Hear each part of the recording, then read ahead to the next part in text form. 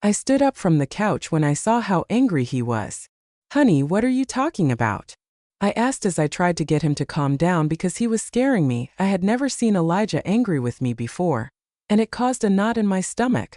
You know damn well what I'm talking about, and don't you honey me? He retaliated as he pointed his finger at me.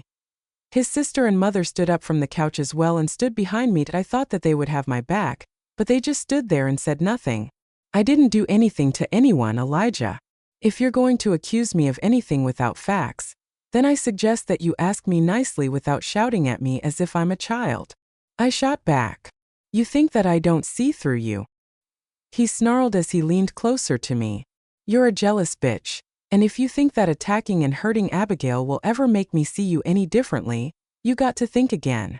I am your wife, Elijah, in case you've forgotten. I snapped. I don't even know what you're talking about. Abigail told me what happened last night when you saw us at the restaurant. She told me everything and it made me realize what a bitch you are.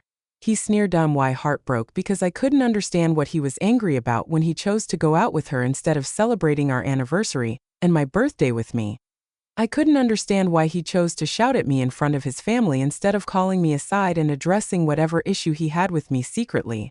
First of all, Elijah, I pointed my finger back at him.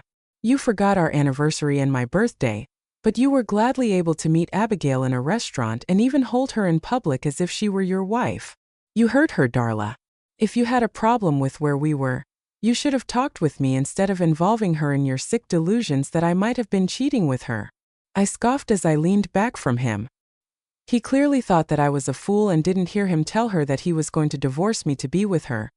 But I didn't want to remind him of what he said because it was going to make it more real that he wanted to get divorced. It was bad enough that he made it clear every day that I was just a settlement and a business deal. You heard him, Darla. My son is not cheating on you with anyone.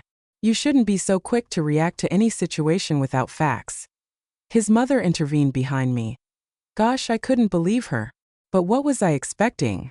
She could never defend me on anything, even if the evidence was clear in her eyes that her son was at fault. You're so right, Mom. I wonder how she's going to react every time she sees Abigail at Houston's construction building now that she's going to replace Sadie as his secretary.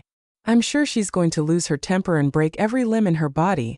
Poppy chimed in. I looked at Poppy and then at Elijah and couldn't believe that I had to hear from his sister that his ex-girlfriend was going to be his secretary, meaning that she was always going to be in his face. What happened after you went to the restroom with her before we left? Did you do anything to her? Elijah asked calmly as he leaned closer to me. It felt like I was in the middle of a battlefield, and they were all ganging up against me. I didn't do anything to her, I swear. I came back home with you and went to sleep without even bothering you about forgetting yesterday's events. Elijah sighed before he walked out of the lounge and went upstairs. I just collapsed down on the couch and groaned. I felt like crying because of how he reacted to something that I had no idea about. I imagined what he could have done to me if I had hurt Abigail last night when I saw her again in the restroom. You see, Darla, Zara whispered as she sat down next to me, if you start focusing on getting pregnant instead of trying to find out who Elijah hangs out with, and when, the better things will be for you. Exactly, Mom.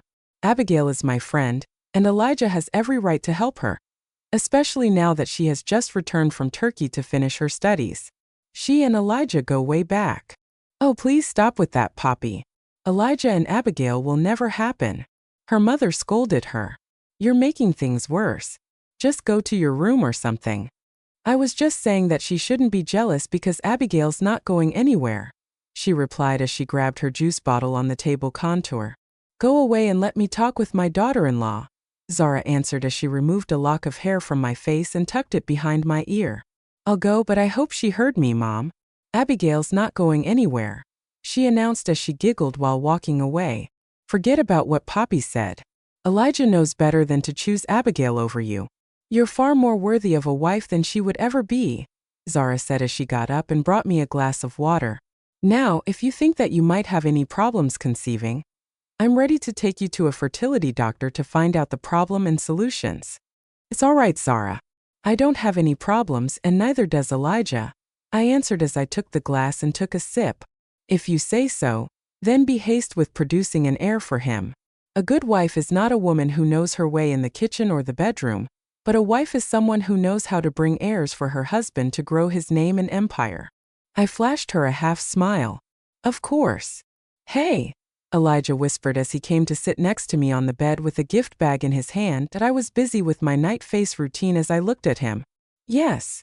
I was still angry at how he shouted at me in front of his mother and sister as if I didn't mean a thing to him.